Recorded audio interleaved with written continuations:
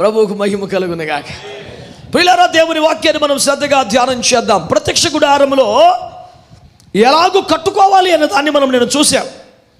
ఈ పూట మనము ధ్యానిస్తున్న అంశం, ఆ కట్టబడినటువంటి దానిలో నువ్వు సేవ ఎలా చేయాలి. గుడారపు సేవా క్రమం సింపుల్గా టపటప 4 మాటలు చెప్తాను, నోట్ చేసుకోండి. మనము దాన్ని బట్టి ధ్యానాన్ని కొనసాగిద్దాం. గుడారము తయారైపోయింది, మనం బయట నుంచి చూస్తున్నాం. ఫస్ట్ మనకు కనిపెట్టేది ఏమిటి? బలిపీఠం. అంతేనా కాదు చెప్పండి? సర్వశ్రేష్టమైనది ఏమిటంటే మందసం అనే చెప్పాలి, కానీ కనిపించుచున్నది ఏమిటి? నెంబర్ 1 బలిపీఠం, నెంబర్ 2 గంగాళము, నెంబర్ 3 దీపవృక్షం, నెంబర్ 4 సముఖపు రొట్టెల బల, నెంబర్ 5 ధూపవేదిక, నెంబర్ 6 పైకప్పు, నెంబర్ 7 మందసం. ఇది గుడారపు సేవాక్రమం. ఇప్పుడు నన్ను చూస్తూ మీరు జాగ్రత్తగా వినాలి. మీకు ఓపిక ఉంటే మీరు ఏకీభవిస్తున్న తీరును బట్టి నేను మీతో మాట్లాడగలుగుతాను, అంతే కదా? మీరు మౌనంగా ఉండిపోయారు అనుకోండి, అది గౌరవంతో సరిపెట్టమని దండం పెట్టి చెప్పినట్టు.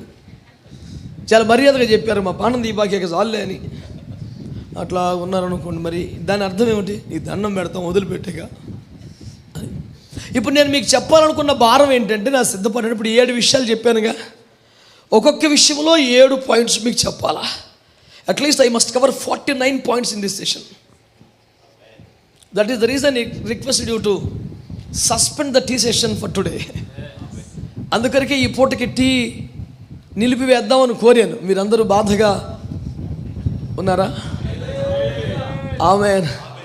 సాధ్యం స్పీడ్గా కొట్టే తెచ్చేలాగా తెగొట్టే ప్రయత్నం చేస్తాను.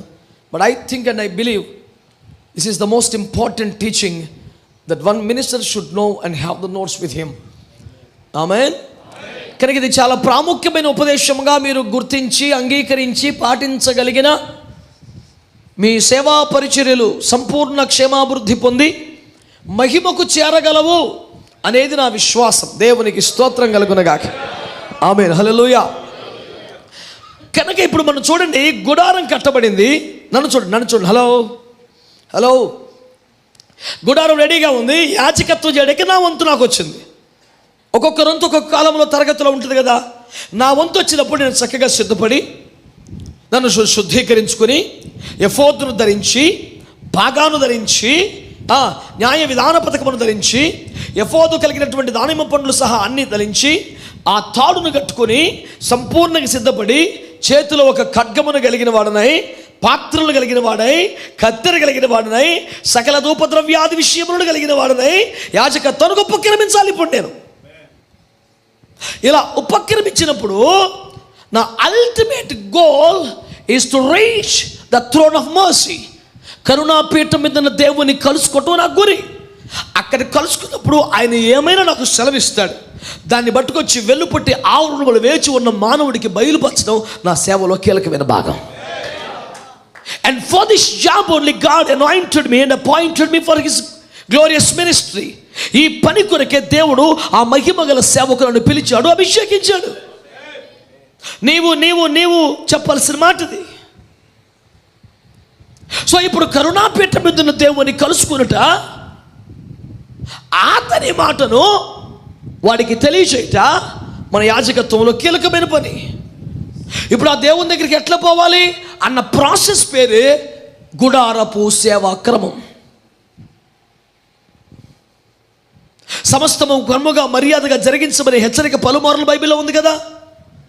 అద్భుతములు చేసినా, దయ్యములు వెళ్ళగొట్టినా, ప్రవచనములు చెప్పి వాటి నెరవేర్పును కల్లారా చూడగలిగిన, వేల మందిని ప్రభావితం చేసి ప్రఖ్యాతిగాంచిన, కేవలం ఒక క్రమములో సేవ చేయలేదనే కదా మీరెవరో నాకు తెలియదు అన్నాడు 7:22 మత్తయి సువార్తలో. వాళ్ళు ప్రఖ్యాతిగాంచిన ప్రసంగికులు, బహుశా టీవీ ప్రసంగికులేమో, పెద్ద పెద్ద క్రూసైడ్స్ చేసిన దైవజనులేమో, వాళ్ళు ప్రవచనం చెప్తే నెరవేరింది. వాళ్ళని చూస్తే దయ్యాలు పారిపోయినాయి. వాళ్ళు బలహీనులు, పాపులు, చెడ్డోళ్ళు కాదు. వాళ్ళకి సేవ క్రమం తెలియలేదు.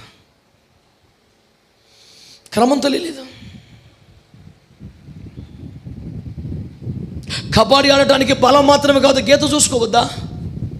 పరిగెత్తేవాడికి చిరుతపుల్ లాంటి వేగమే కాదు, ట్రాక్ చూసుకోవద్దా? జట్టు అయినప్పుడు పోరాడబడి నియమ ప్రకారం పోరాడకపోతే వాడికి ఏం ఫలితం ఉంటుంది? మీలో పరిగెత్తు ప్రతి వాడు బహుమానం పొందినట్టుగా పరిగెత్తమని అందుకే చెప్పాడు. 73:24 73 అన్నాక కీర్తన చెప్పక్కల, 66 తర్వాత ఏది చెప్పినా గ్రంథం పేరు చెప్పక్కల. హైయెస్ట్ చాప్టర్ 66 యెషయా గ్రంథం. 67 అన్నామంటే ఏం పుస్తకం అనకూడదు, ఇంకెందులో ఉండవు, కీర్తనలో ఉంటాయి. 151 అంటే అప్పుడు మీరు అడగాలి ఏ పుస్తకం అని. 67 నుంచి 150 దాకా ఏ గ్రంథం అని అడగక్కర్లా, అదే కదా ఇక ఉన్నది. హల్లెలూయా. కాబట్టి మీరు సీరియస్గా దీన్ని తీసుకోండి. పూట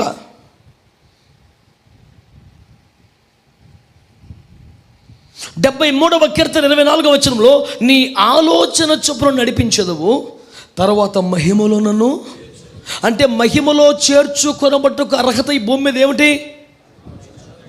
ఆయన ఆలోచన చొప్పున సేవ చేయటం. తెలివిగా చమత్కారంగా మాట్లాడటం కాదు, ఒక గుంపును వెనకాల వేసుకొని తిరగగలగటం కాదు. మినిస్ట్రీ స్కిల్స్, క్యాపబిలిటీ, క్యాలిబర్ కాదు. ఆయన ఆలోచన చొప్పున ఒక పథకం చర్చలో ప్రవేశపెట్టావు, ఒక స్కీమ్ ప్రవేశపెట్టావు, కొన్ని విధి విధానాలు రూపొందించావు. యథార్థంగా చెప్పు, ఇవన్నీ దేవుని ఆలోచనేనా? విమర్శ అనుకోవద్దు. ఈ వస్తువుకి ఇంత రేటు, ఒకటోసారి రెండవసారి అని చెప్పి నువ్వు సంఘములో పిలిచావు, అది దేవుని ఆలోచనేనా? ఒకటి కాదు, మీరు అలా ఏదైనా ఆలోచించండి. ఒకరు దేవుని ఆలోచన చొప్పున నడిపించబడితే ఆ వ్యక్తి, అతని కుటుంబం, ఆ సేవ మహిమలోకి చేర్చబడుతుంది, లేకపోతే మహిమలోకి రాదు. సౌలు దేవుని ఆలోచన తీసుకోవటం మానేసి సొంత ఆలోచన మీద పనిచేస్తున్నప్పుడు దేవుడు ఏమన్నాడు? క్షమించండి, ఏలి దేవుని ఆలోచనలు అందుకొని సేవ చేయగలిగే స్థితిని కోల్పోయాడు. దేవుని స్వరం వినబట్టం లేదు, యెహోవా వాక్కు ప్రత్యక్షమవుట అరుదైపోయింది. ఇక దేవుని మాట, దేవుని స్వరం ఏమీ లేదు. తనకున్న ప్రాక్టీస్ని బట్టి, ఎక్స్పీరియన్స్ని బట్టి చేసుకుంటూ పోతున్నాడు అంతే. అప్పుడు ఏముంటాడు దేవుడు? 2:35 మొదటి సమూయేలు గ్రంథములో, నమ్మకమైన ఒక యాజకుని పుట్టించదును, అతడు నా ఆలోచనను బట్టి యాజకత్వమును జరిగించను. అంటే ఎవడు నమ్మకమైన సేవకుడు? స్వంత ఆలోచనలు వాడకుండా దేవుని ఆలోచనల ప్రకారం ఎవడైతే సేవ చేస్తాడో అదే నమ్మకత్వం. అంటే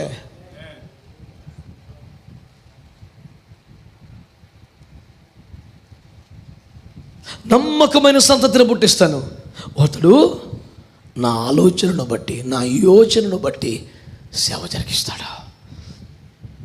సో ఇవన్నీ కూడా బైబిల్లో మనకు పద నిర్దేశం చేస్తున్నాయి. ఎట్టి పరిస్థితుల్లో మన ఆలోచన ఇందులో పెట్టడానికి వీల్లేదు.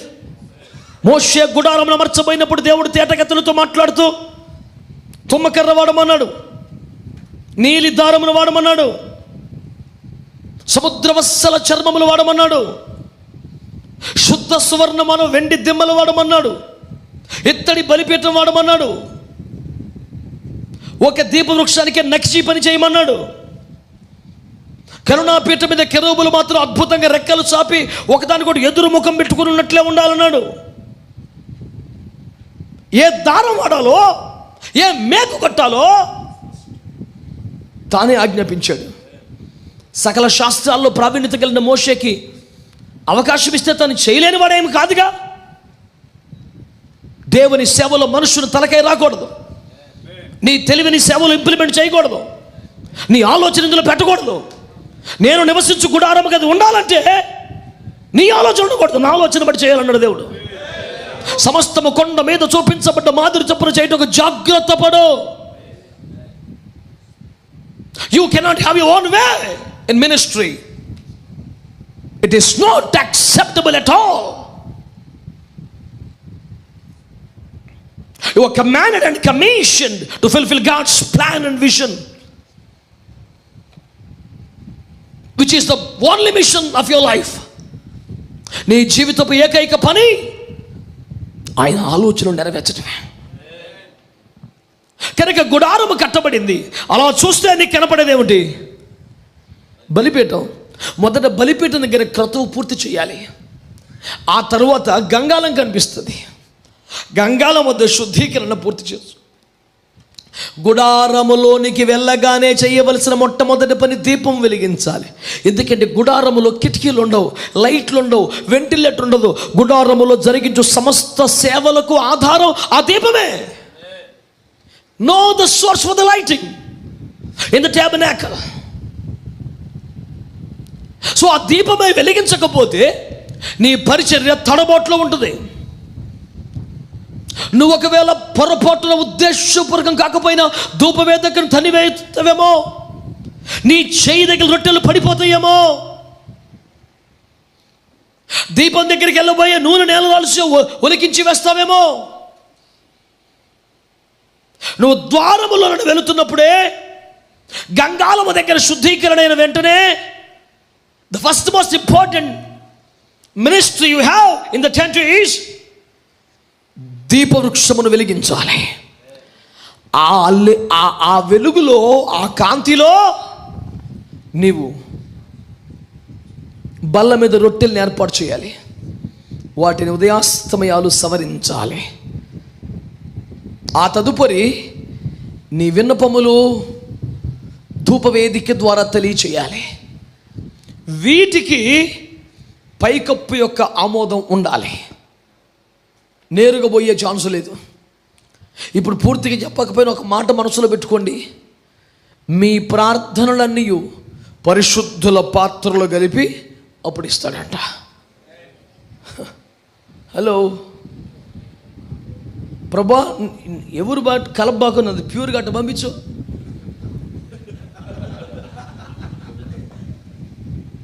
You cannot have your own Bible. సొంతంగా నువ్వు ఒక బైబిల్ రాసుకోవడం కుదరదు. ఉన్న వాక్యానికి లోబట్టమే మనం ముందున్నది. నీ ప్రార్థనలు పరిశుద్ధుల పాత్రలో కలపబడాలి. ఇంకో మాట అన్నా, కలపబడుటకు తగినదై ఉండాలి. ఏ దరిద్రం తీసుకుపోయి ఎందుకు కలుపుతారు అందులో?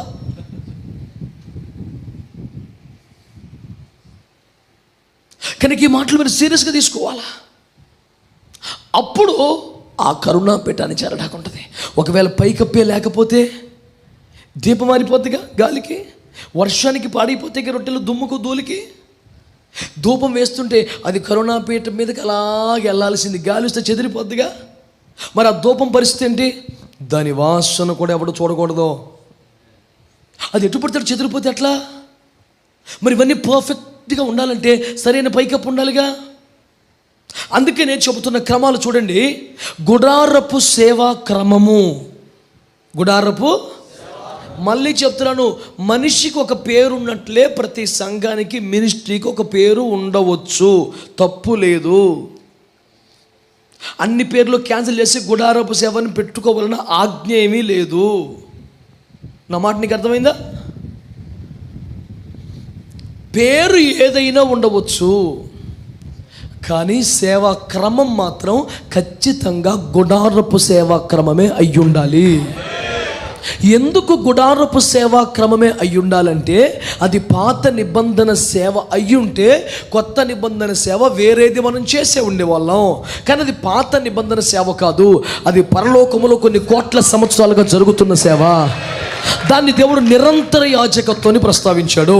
ఒక కాల పరిధిలోని సేవ అది కాదు. యుగ యుగాలుగా మహిమలో ఉన్న సేవది. దాన్నే మోషేకు బయలుపరిచాడు. మనకు అర్థమగినట్లుగా మోషే చేత అమర్చ చేశాడు. దానిని చూస్తూ మన సేవను కట్టుకున్నట్లుగా ఏర్పాటు చేశాడు. కాబట్టి గుడారపు సేవ క్రమం ఏమిటనగా, మొదట బలిపీఠం. నీ సేవ ఎక్కడ? మొదట. రెండవది గంగాళం, మూడవది దీపవృక్షం, నాలుగవది బల్ల, ఐదవది ధూపవేదిక, ఆరవది పైకప్పు. అప్పుడు నువ్వు మందస్సు మీద కరుణాపీఠం దేవుణ్ణి కలుసుకోగలుగుతావు. లేకపోతే నీ సేవ అక్కడ దాకా చేరదా. ఇది క్రమం.